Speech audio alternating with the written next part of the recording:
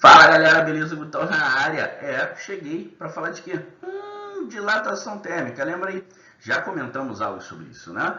Bom, o que é o fenômeno da dilatação térmica? Dilatação significa expansão, outra expansão. Não, nem sempre. Cuidado. Na definição das ciências dos materiais, dilatação condiz com variação das dimensões ou variação dimensional devido à variação de temperatura, certo? Você já deve ter visto no dia a dia situações como essa, já deve ter visto imagens, fotos, vídeos, que seja, de trilhos alongados, né, e por isso retorcidos, de pisos querendo ocupar um espaço maior que o dele. De fato, são situações como essa que fazem com que no dia a dia a gente pense em dilatação como expansão. Mas não é isso simplesmente que acontece, ok? A dilatação, como você pode ver, a gente pode se referir à variação das dimensões, portanto, eu posso trabalhar tanto com a expansão como contração. O fenômeno em si admite ambas as situações, tá ok? E por que essas situações aí aconteceram?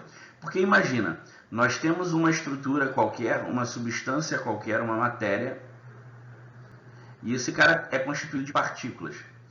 E essas partículas ocupam cada um no seu lugarzinho. Por algum motivo, esse corpo sofre um aquecimento, ok? Então ele tem um ΔT maior que zero. O que tem de acontecer com esse corpo? Cada partícula dessa, ao receber energia, a sua temperatura mais agitada, significa que elas estão querendo se agitar mais, né? E aí com isso elas vão ocupar mais espaço. Elas ocupando mais espaço, cada uma, vai implicar que o corpo como um todo ganhe mais espaço, porque as suas partículas agora estão mais agitadas e cada uma individualmente ocupa um espacinho maior, certo? Beleza. Isso é uma dilatação, porém é o que nós chamamos de dilatação térmica positiva. Dilatação positiva, que na verdade a gente vai chamar de expansão, ok? Agora, eu tenho outro lado, nós temos outro lado também, né? Quando a gente acaba sofrendo um resfriamento, uma redução da temperatura, e aí cada partícula menos agitada, ocupando menos espaço, esse cara acaba reduzindo o volume, o espaço ocupado, porque as partículas estão agora menos agitadas. E esse cara tende a ficar um pouquinho menor. Quando isso acontece, nós também temos uma dilatação, certo? A dilatação negativa, que eu chamo de contração. Tudo bem? Beleza.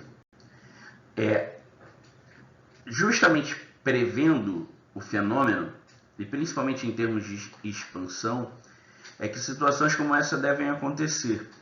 Nós podemos perceber aqui o rejunte de um piso, certo? O rejunte de um piso. A gente está vendo aqui, ó, a junta de dilatação de um trilho que se assemelha a de uma ponte, né? Esses elementos existem justamente para que eles possam admitir, né, essa expansão das peças, principalmente quando há um aumento de temperatura, tá ok? Agora, juntas de dilatação, também vão levar em consideração a contração dessas peças, né? Então, eu tenho que trabalhar com materiais que me permitam a contração das peças, mas que eu possa ocupar aquele espaço também, né? No caso de um trem, eu nunca vou usar uma roda do tamanho de uma possível junta de dilatação, tá ok? Beleza.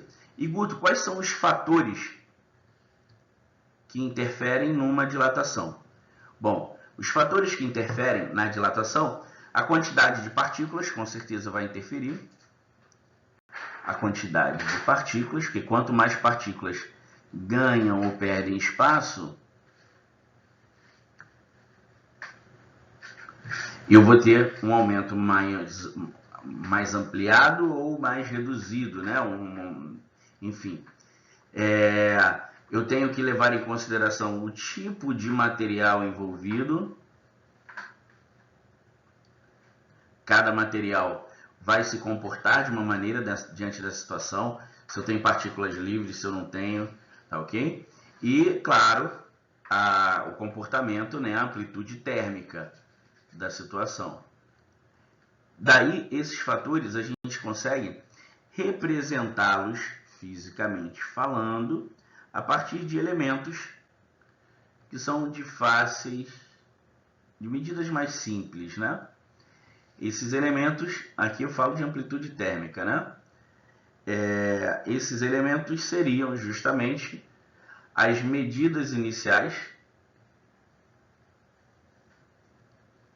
porque inicialmente eu sabendo qual é a medida do cara, conhecendo a densidade dele, a gente consegue chegar à quantidade de partículas. A gente vai ter um tipo de material que vai estar sendo representado por uma propriedade da matéria chamada de coeficiente de dilatação.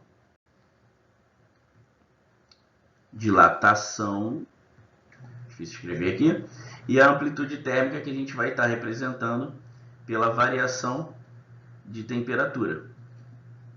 Ok. Com isso, a gente consegue escrever uma fórmula geral para qualquer tipo de dilatação. Essa fórmula geral, a gente vai chamar de dilatação, a dilatação de uma substância, a dilatação, positiva ou negativa, vai ser igual a dimensão inicial, a medida inicial, vezes o coeficiente de dilatação térmica, vezes a variação de temperatura. Com isso, a gente consegue trabalhar qualquer tipo de dilatação térmica, tá ok? Estando atento só para as unidades de medida. Sim, tem uma unidade de medida. No sistema internacional,